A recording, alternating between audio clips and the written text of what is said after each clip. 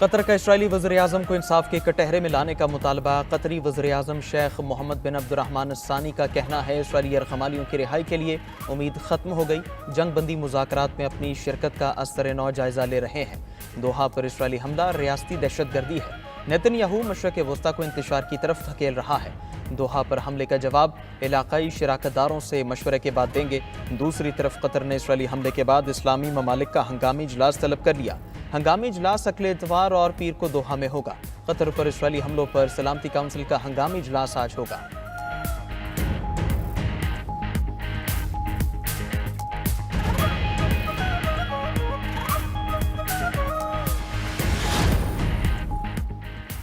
Doha حملے میں شہید ہونے والے افراد کی نماز جنازہ ادا۔ جنازے کے وقت 5 میتوں کو فلسطینی اور ایک کو قطری پرچم سے ڈھانپا گیا تھا۔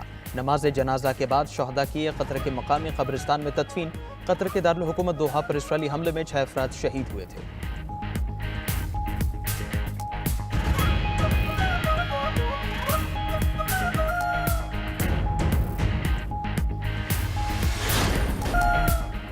جلال پور پیر بالا اور نواحی علاقے شدید سیلاب کی لپیٹ میں۔ شہر اور دیہاتی علاقوں کو ہر طرف سے سیلاب نے گھیر لیا۔ سیلابی پانی کی الغار سے متعدد دیہات زیر آب۔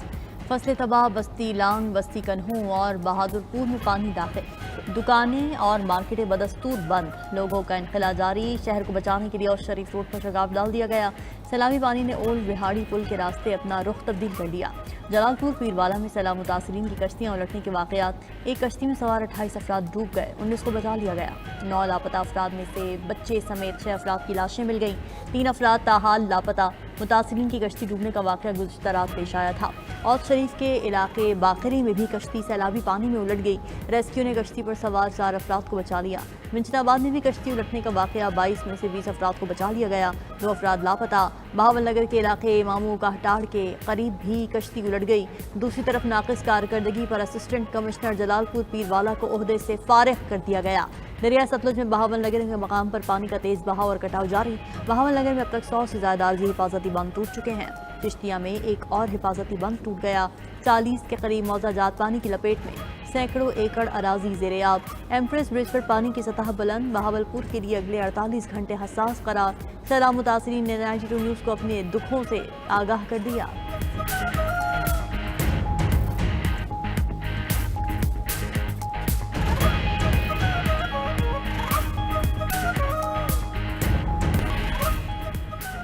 امریکہ میں صدر ٹرمپ کا قریبی ساتھی چارلی کرک قاتلانہ حملے میں ہلاک۔ امریکی میڈیا کے مطابق 31 سالہ چارلی کرک پر یوٹا یونیورسٹی کیمپس میں فائرنگ کی گئی۔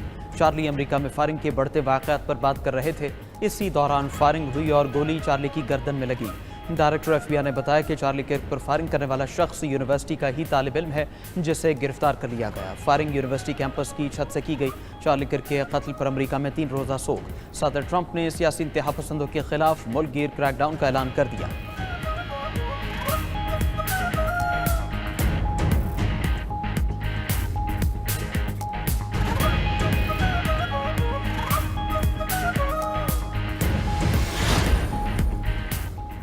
اسرائیل کا جنگی جنون عروج پر پہنچ گیا۔ صہیونی فوج کے 72 گھنٹوں میں 6 ممالک پر حملے۔ قطر، غزہ، یمن، شام، لبنان اور تیونس پر وحشیانہ بمباری۔ یمن کے دارالحکومت صنعا پر بمباری سے 35 افراد جاں بحق، 131 زخمی ہو گئے۔ تباہ الغزہ پر بھی صہیونی فورسز کی ہولناک بمباری، 72 فلسطینی شہید، 100 سے زائد زخمی ہو گئے۔ امداد کے منتظر 10 فلسطینی بھی شہید، 60 زخمی ہوئے۔ غزہ میں بھوک سے مرنے والوں کی تعداد 400 سے زائد ہو گئی۔ ادھر تیونس کے ساحل پر موجود فلوٹیلا بھی اسرائیلی ڈرون حملے کا شکار۔ منتظمین نے حملوں اور خراب موسم کے باعث کشتی کی غزہ روانگی مؤخر کر دی۔ پورٹ پر ہزاروں افراد کا فلوٹیلا قافلے سے اظہار یکجہتی، اسرائیل مخالف نعرے لگائے۔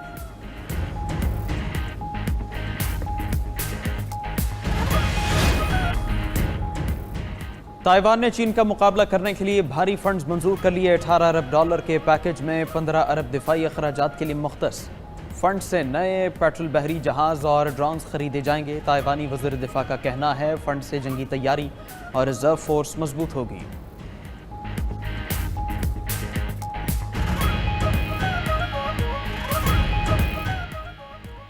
اسرائیلی حملہ علاقائی امن کو خطرے میں ڈالنے کے مترادف ہے۔ قطری وزیر اعظم شیخ محمد بن عبد الرحمن الثانی کا اقوام متحدہ کی سلامتی کونسل کے اجلاس سے خطاب۔ کہا حملہ ہماری خود مختاری کی خلاف ورزی ہے۔ حملہ اسکولوں، سفارتی عمارتوں والے رہائشی علاقے پر کیا گیا۔ قطر زندگیاں بچانے کے لیے انتھک محنت کر رہا ہے۔ ایسا حملہ خطے میں امن کی کوششوں کو کمزور کرتا ہے۔ بین الاقوامی قوانین کے تحت ہمارے پاس جوابی حملے کا حق ہے۔ امن کے خواہاں ہیں، امن ہی ہمارا راستہ ہے۔ امن کا واحد راستہ بات چیت ہے، جو جنگ بندی، تمام یرغمالیوں کی رہائی اور انسانی امداد کو غیر مشروط داخلے کی اجازت سے شروع ہوتا ہے۔ انتہا پسندی کے سامنے ہتھیار نہیں ڈالنے چاہیے۔ ہمیں آزاد فلسطینی ریاست کے قیام اور دو ریاستی حل کے ذریعے امن کی کوشش جاری رکھنی چاہیے۔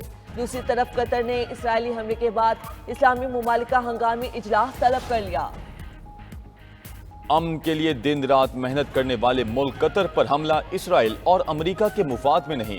امریکی مندوب ڈوروتھی شیا کا UN سیکیورٹی کونسل میں خطاب، کہا حماس کو ختم کرنا اہم ہدف ہے۔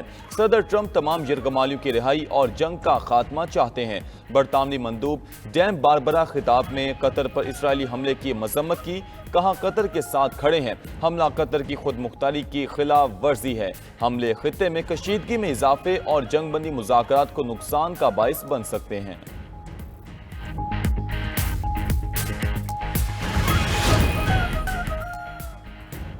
امریکہ پر حملہ پوری انسانیت پر حملہ تھا۔ دشمنوں کو پیغام ہے، امریکہ کبھی نہیں جھکے گا۔ ہماری افواج نے دہشت گردوں کو منہ توڑ جواب دیا۔ امریکی صدر ٹرمپ کا 9/11 کی تقریب سے خطاب، کہا کہ دہشت گردی کے خلاف ہماری جد و جہد ابھی ختم نہیں ہوئی۔ 9/11 میں مرنے والوں کو کبھی فراموش نہیں کریں گے۔ ایسی قربانیاں امریکی قوم کی طاقت کی علامت ہیں۔ دہشت گردی کو کسی صورت کامیاب نہیں ہونے دیں گے۔ ہمیں متحد ہو کر ملک کا دفاع کرنا ہے۔ چارلی کرک کے قاتل کو جلد گرفتار کر لیں گے، امریکی صدر ٹرمپ کا اعلان۔ برازیل کے سابق صدر بولسونارو کو سزا مایوس کن ہے۔ پولینڈ کی حدود میں ڈرون داخل ہونا غلطی ہو سکتا ہے۔ روسی ڈرون صورتحال سے خوش نہیں ہیں۔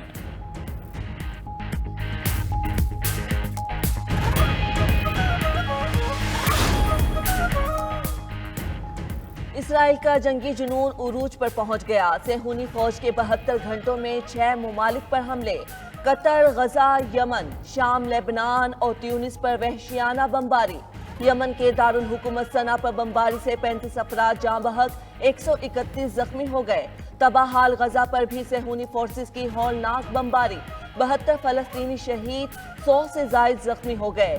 امداد کے منتظر 10 فلسطینی بھی شہید، 60 زخمی ہوئے۔ غزہ میں بھوک سے مرنے والوں کی تعداد 400 سے زائد ہو گئی۔ ادھر فلسطینی مزاحمتی تنظیم حماس کے عسکری ونگ القسام بریگیڈ نے غزہ میں اسرائیلی ٹینک پر حملے کی ویڈیو جاری کر دی۔ القسام بریگیڈ نے حملے میں اسرائیلی ٹینک کمانڈر سمیت 4 اسرائیلی فوجیوں کی ہلاکت کا دعویٰ کیا تھا۔ لندن میں برطانوی وزیر اعظم اور اسرائیلی صدر کی ملاقات سفارتی جھڑپ میں تبدیل۔ وزیر اعظم کیئر سٹارمر نے اسرائیلی حملے کو ناقابل قبول اور قابل مذمت کہا۔ غزہ میں جنگ بندی کرنے اور انسانی امداد میں رکاوٹیں دور کرنے پر زور۔ ابتدائی لمحات میں ملاقات کی فضا کشیدہ رہی۔ ہاتھ ملاتے وقت دونوں رہنماؤں کے چہروں پر مسکراہٹ غائب تھی۔ لندن میں اسرائیلی صدر کے دورے کے دوران شدید احتجاج بھی کیا گیا۔ غزہ میں مظالم پر انسانی حقوق کی تنظیموں کو اسرائیلی صدر کی گرفتاری کا مطالبہ۔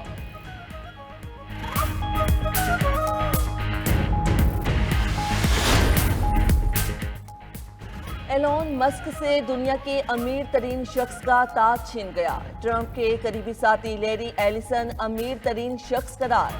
بلومبرگ کی نئی رینکنگ کے مطابق 81 سالہ لیری ایلیسن کی دولت 393 ارب ڈالر تک پہنچ گئی۔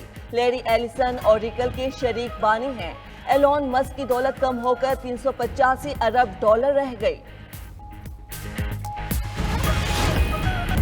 اقوام متحدہ کی سلامتی کونسل کا ہنگامی اجلاس۔ روس کا دوحہ پر فضائی حملوں پر شدید رد عمل۔